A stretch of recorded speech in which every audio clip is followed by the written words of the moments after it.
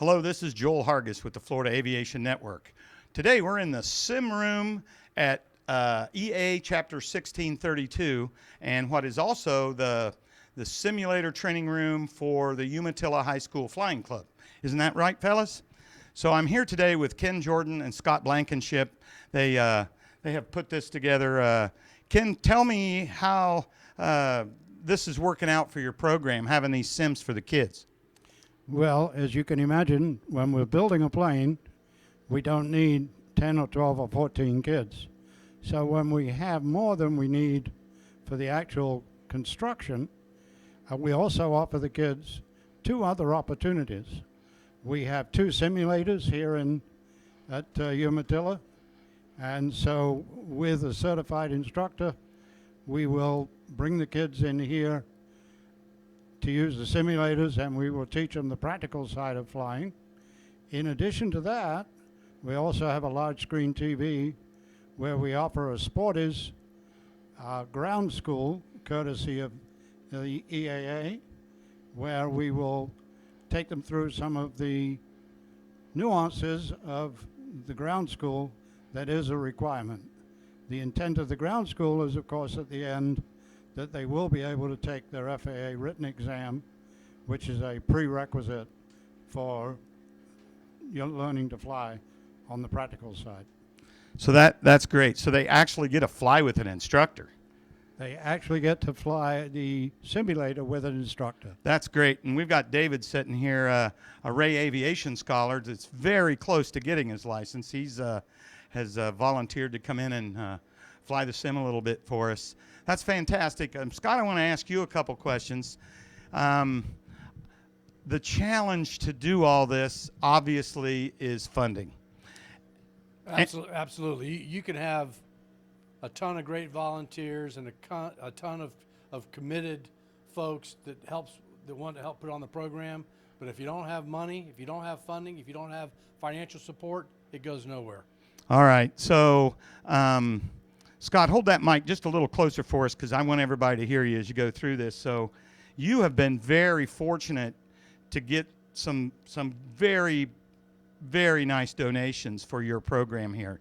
Tell us who they are, how you found them, because I know everybody out there, that's one of their biggest challenges. Is how do you raise money to do these great things for the kids? Well, just about every school district in the state, if not the country, has a foundation, education foundation. And okay. In Lake County, we have the Education Foundation of Lake County.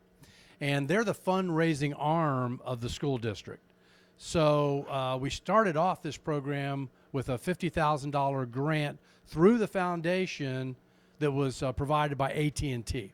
Wow. That's how we started. That's how we started with the first part of our airplane kit, our simulator, our tools, our big screen TV, et cetera. So that's how we started. 50,000 actually goes a long way, doesn't it? It goes a long way, but it goes quick. Yeah, I bet it does. It goes quick. So,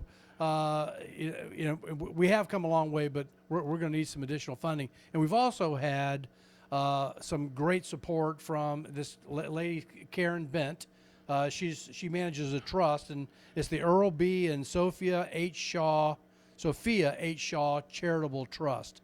And through their support, we got some additional funding that allowed us to buy the last piece of the not the last piece, but our last ordered piece for the aircraft.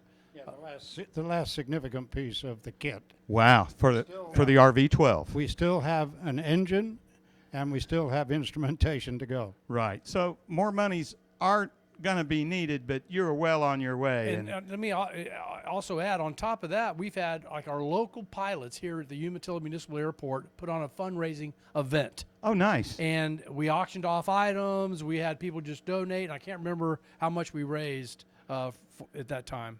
I think it was upward of about $5,000. That's fantastic. So local commitment. Well, from our pilots. Everybody getting involved, and that is great. And David's flying around Lake County here. As I said, Joel, ideally we would like a buyer to come along to buy the aircraft. So that person then can help finish it, can also decide what they want as far as instrumentation, and also decide if they don't want to go with a with a Rotax engine. Perhaps they want a Lycoming or Continental or something else. They would certainly have that choice. Well, there you go. So if you're looking for an RV12, brand spanking new with some decisions to make as that gets finished up, you may want to get a hold of Ken Jordan at EAA 1632. I'm sure you're on the web, on their website. Yeah, absolutely. Get in contact with you. Well, fellas, again, what you're doing here is nothing short of amazing. And teaching youth aviation, right? That's what we got to be doing, because if we don't do that, GA is going to go away. And Joel, if I could offer one more thing, this room that we're in was provided by the city of Umatilla. So Wow. so without the support of our city council and the city itself, we wouldn't have a space to do this. The aircraft hangar where we're building the RV-12 is Right. provided free of charge by the city of Umatilla. Wow, that's great that the city gets behind it, and all the city leaders and the community to a certain Absolutely. level, right? Yep. So again, for everybody out there looking to do something like this, these guys would be great people to get in touch with. They have kind of figured out the secret sauce here.